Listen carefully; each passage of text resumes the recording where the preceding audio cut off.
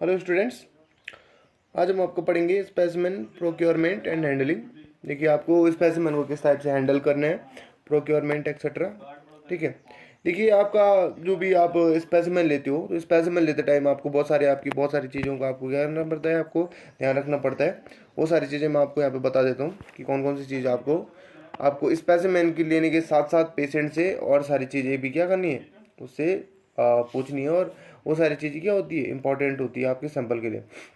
तो देखिए, आपका पेशेंट का नाम, ठीक है, आपका मेडिकल रिकॉर्ड नंबर, ठीक है, जो आप पेशेंट का जो आप सैंपल ले रहे हो उसका क्या होगा, मेडिकल जो रिकॉर्ड का नंबर होगा, कौन सा नंबर है उसका, और आपका age, date of birth, patient sex, requesting physician, जिस फिजिशियन से आपका टेस्ट का ये किया है, रिक्वेस्ट किया है, उसका नाम। उसके बाद आपका इंडिकेट क्लिनिक। उसके बाद आपका location, date and time, specimen source, specimen आपने कहाँ से लिया है, जैसे आपको ब्रेस्ट बायोप्सीज होती है, ठीक है, ब्रेस्ट से ले लिया है आपने बायोप्सी करके, या फिर आपका ब्लड है। ये सारी चीज़ें आपको क्या करनी है, वहाँ पे सोर्स लिखना है। सोर्स क्या है आपका, clinical history, abdominal pain, rectal bleed, ठीक है, ये आपका क्लिनिकल हिस्ट्री, अगर किसी को हिस्ट्री होती है, क्योंकि क्लिनिकल हिस्ट्री क्या होती है, बहुत इंपॉर्टेंट होती है टेस्ट के लिए। उस बेसिस पे हम क्या करते हैं, टेस्ट में कुछ बदलाव भी करते हैं।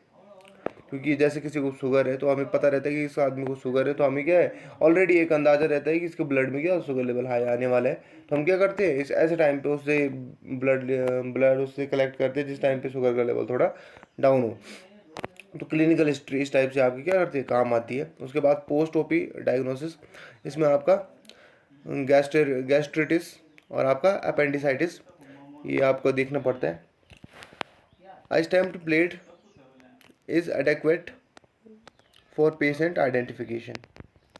और आपका स्टैम्प्ड प्लेट होती है आपकी, ठीक है, उस पर आपको क्या करना है, आपका पेशेंट की एग्जामिनेशन के लिए क्या करना है, सारे जो भी आपका ये है उसकी इंफॉर्मेशन है वो सब सारी कलेक्ट करनी है। अब देखिए, आपका ये तो क्या है, बेसिक सा आपका ये है, ये आपका प्रोसीजर है जो आपने क्या करना है, स्पेसिमेन को लेने के बाद करना है। स्पेसिमेन पे आपको इसको क्या करना है, लेबल कर देना है, ताकि आपको पता चल जाए कि ये किस पेशेंट का आपका सैंपल है। उसके बाद देख लीजिए स्पेसिमेन आइडेंटिफिकेशन एंड हैंडलिंग, उसको हैंडल कैसे करेंगे आप। All specimen must be labeled properly with the following required information: patient's name, medical record number, location, floor, clinic, date, time of collection, tissue identification, initials of persons collecting specimen। ये सारी चीज़ आपको क्या करनी है, label कर देनी है, ताकि आपको पहचानने में क्या हो, हेल्प हो, ताकि किसका है आपका पता चल जाए। After collecting specimen label the specimen the specimen container, the laboratory will reject any specimen that is not properly labeled. If a specimen cannot be recollected, the person who collected the specimen must properly label the specimen and sign a specimen misidentification form। देखिए, अगर आपका क्या है, आपको जो अगर आपके laboratory में कोई ऐसा आ गया जिसके ऊपर लेबल अच्छी तरीके से नहीं है, पेशेंट का नाम नहीं है, तो उस सैंपल को क्या कर दिया जाता है, हटा दिया जाता है, उसका क्या नहीं करता, टेस्ट नहीं करते। इसलिए ये क्या है, बहुत इंपॉर्टेंट होता है जब आप स्पेसिमेन लेते हो, तो ये सारी चीज़ें आपको क्या करनी पड़ती है, उस पर लेबल करनी पड़ती है। अगर अदरवाइज आपका जो स्पेसिमेन है वो किसी काम का नहीं होगा, और ना उसका वो क्या करेंगे, टेस्ट करेंगे लेबोरेटरी वाले।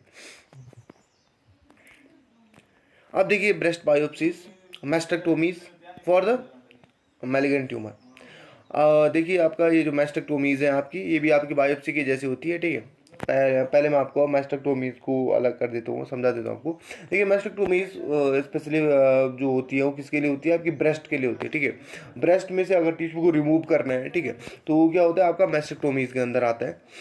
और जो बायोप्सीज होती है, ब्रेस्ट बायोप्सीज, मैंने आपको कई बार बताया है कि जो बायोप्सी होती है वो क्या होती है, आपका टिश्यू फ्लूइड का एग्जामिनेशन होता है। देखिए, आपका जो ब्रेस्ट बायोप्सीज हो गया या फिर आपका मैस्टेक्टोमीज होती है, ये स्पेशली होती है आपका मैलिगेंट ट्यूमर होते हैं, ठीक है। मैलिगेंट ट्यूमर क्या होता है, मैलिगेंट ट्यूमर वो होता है जो एक बार अगर आपकी कोई सेल में आपका क्या हो गया, म्यूटेशन हो गया। म्यूटेशन यानी कि उसके डीएनए में क्या हो गया, थोड़ा बहुत एबेरेशन आ गई, चेंजेस हो गए डीएनए में, जो डीएनए के सीक्वेंस होते हैं। तो फिर क्या होती है, वो जो जिस सेल में फिर में आपका म्यूटेशन हुआ है, वो क्या होती है, लगातार मल्टीप्लिकेशन करके डिफरेंट टाइप की सेल बनाती है, जो हमारे क्या काम की नहीं होती है, यानी कि ट्यूमर बनाना स्टार्ट कर देते हैं। और वो ट्यूमर क्या होता है, पूरी बॉडी में फैलता जाता है, तो उसको बोलते हैं आपका मैलिगेंट ट्यूमर। ठीक है, मैलिगेंट ट्यूमर यानी कि जो फैलता जाए, रुके ना, जिसकी ग्रोथ क्या होती है, लगातार बढ़ती जाती है, वो होते हैं आपके मैलिगेंट ट्यूमर, और एक पार्ट से दूसरे पार्ट में फैलते हैं। तो इस टाइप की जो ट्यूमर्स होती है उनकी हम क्या करते हैं, मैस्टेक्टोमीज और आपका ब्रेस्ट बायोप्सीज करते हैं। अब देख लीजिए, इसमें कुछ मेन मेन चीज़ें आपको याद रखनी है कि ब्रेस्ट बायोप्सीज में आपका कुछ डिफरेंट पॉइंट्स क्या है।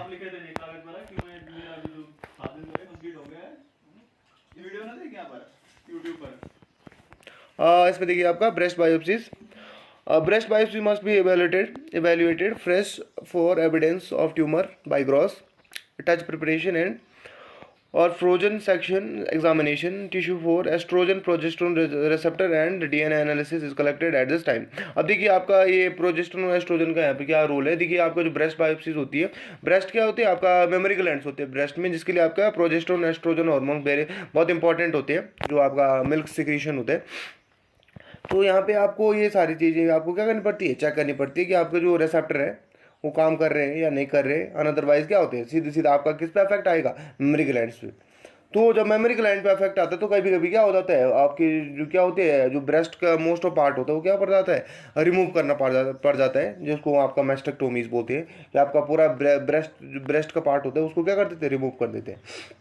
Mastectomy specimen are evaluated in same manner even if tissue for receptors has previously been harvested from biopsy material, initial receptor may fail due to extensive tissue necrosis. देखिए necrosis यानी कि आपका जो क्या हो जाती है, आपके जो रिसेप्टर के रिस्पॉन्सेज होते हैं वो लगभग खत्म हो जाते हैं। नेक्रोसिस यानी कि जो आपके घाव बने हुए होते हैं वहाँ पे due to tumour.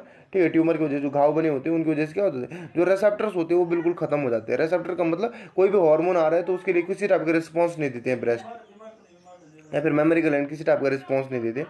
Initial receptor में fail due to extensive tissue necrosis and additional tissue में नीड टू बी हार्वेस्टेड। और जो आपका बचा हुआ टिश्यू होता है उसको हार्वेस्ट करने की क्या पड़ जाती है, जरूरत पड़ जाती है। हार्वेस्ट करने का मतलब काट देना, वहाँ से क्या करना पड़ता है, उसको रिमूव करना पड़ता है। Mastectomies may also be done occasionally without a tissue biopsy in case of overt tumor or fine needle aspiration diagnosis of cancer. In each of these cases, tissue for receptors and DNA analysis will need to be collected। अब DNA analysis तो आपको पता ही होगा क्यों करते हैं हम, ताकि आपको क्या पता चल जाए कि जो नॉर्मल सेल का जो डीएनए सीक्वेंस है और जो आपका ट्यूमर सेल का जो डीएनए सीक्वेंस है उसमें क्या डिफरेंस आ रखे हैं। ये चीज़ हम क्या करते हैं, डीएनए एनालिसिस से पता करते हैं। इसी तरह आपका क्या होता है, कार्डियक बायोप्सीज होती है। कार्डियक बायोप्सीज में आप क्या करोगे, आपका जो हार्ट का जो पार्ट होता है उसको क्या करते हैं, आपका रिमूव करते हैं वहाँ से। लेकिन ये क्या, एक बात याद रखिएगा, जो हार्ट का हम पार्ट लेते हैं वो बहुत स्मॉल लेते हैं, जो कार्डियक मसल्स का पार्ट लेते हैं वो इसलिए कम लेते हैं क्योंकि आपका वहाँ पे ज़्यादा हम बायोप्सी अगर ज़्यादा करते हैं तो क्या हो जाता है, हार्ट में प्रॉब्लम आने के चांसेस होते हैं। ये चीज़ आपको यहाँ पे ध्यान रखनी है। Cardiac biopsies are helpful in looking for cardiomyopathy and infectious disease. Minimum volume देख लीजिए, वॉल्यूम देखिए 3 segment measuring 0.2 centimetre in diameter each. ठीक है, बहुत ही छोटा पार्ट होता है, 0.2 सेंटीमीटर, आप समझ सकते हो। Specimen requirements, cardiac biopsies need to be schedule in advance. ठीक है, शेड्यूल में send a fresh unfixed biopsies to anatomic pathology as soon as possible. यानी कि आपको जल्दी से क्या करना है, जो अनफिक्स्ड है। देखिए अनफिक्स्ड का मतलब आपने कहाँ नहीं डाला उनको, फॉर्मेलिन के अंदर नहीं डाले हैं। The surgical pathologist will then divide the specimen for the following tests. Light microscopy submitted in formalin. ठीक है, आपका फॉर्मेलिन के अंदर करते हैं आपका light microscopy. Electron microscopy submitted in 3% glutaraldehyde. Culture submitted fresh. ठीक है, उसके बाद कल्चर भी करते हैं। तो ये आपके जो ये क्या होते हैं, आपका ये आपकी जो जितने भी टेस्ट होते हैं सारे आपके कार्डियक बायोप्सीज के अंदर होते हैं। उसके बाद आता है आपका सर्वाइकल कोन बायोप्सी। देखिए सर्वाइकल क्या होती है, आपकी जो गले की हड्डियाँ होती है, ठीक है, और यहाँ पे ये आपके क्या होता है, सर्वाइकल कोन होता है। स्पेसिमेन रिक्वायरमेंट्स, आपको स्पेसिमेन वहाँ से कलेक्ट करना पड़ेगा। Cervical cone biopsies require quadrant orientation, pre fixation, pinned flat rather than in the original cone shape. Deliver the fresh cone with relocation to pathology. देखिए आपका ये सर्वाइकल कोन वाला हम कल पढ़ेंगे, ठीक है। आज आप पढ़िएगा कार्डियक बायोप्सीज, ब्रेस्ट बायोप्सीज, ठीक है। इसमें देख लीजिए आपका जो जो आपके बेसिक पॉइंट्स हैं, जैसे मैंने आपको डीएनए एनालिसिस बताया, इनको आप अलग से लिख लीजिएगा। जो मैंने आपको बताया कि जो आपका क्या होता है, सेल होती है, उसमें जो नॉर्मल सेल होती है और ट्यूमर सेल होती है, उसके जो डीएनए में क्या होता है, डिफरेंस होता है। इसलिए हम क्या करते हैं, डीएनए एनालिसिस करते हैं। तो इन पॉइंट्स को आप अलग से लिख लीजिएगा, ठीक है। आपका मैस्टेक्टोमीज क्या होती है, इनको आप नेट से इसकी डेफिनेशन लिख लीजिएगा। बाकी मैंने आपको बता दिया कि ब्रेस्ट का जो पार्ट होता है उसको क्या किया जाता है, रिमूव किया जाता है मैस्टेक्टोमीज में। और आपका बायोप्सीज क्या होती है वो तो मैं आपको ऑलरेडी बता चुका हूँ माइक्रोबायोलॉजी के अंदर। उसके बाद आइडेंटिफिकेशन, और ये तो खैर आपका बेसिक्स है, ठीक है। तो आप कार्डियक बायोप्सीज और आपका इनको पढ़ लीजिएगा। उसके बाद हम कल पढ़ेंगे आपका सर्वाइकल कोन बायोप्सीज, ठीक है। इसमें भी कुछ खास नहीं है। सर्वाइकल वर्टिब्रीज होती है, या फिर आपका सर्वाइकल जो पार्ट होता है उससे क्या लेते हैं, स्पेसिमेन कलेक्ट करते हैं अगर वहाँ पे क्या होता है, किसी टाइप का प्रॉब्लम होता है। उसके बाद cytogenetics, oestrogen and progesterone receptor, ठीक है। थोड़ा सा रह गया इसके अंदर, उसके बाद आपका ये चैप्टर खत्म होने वाला है।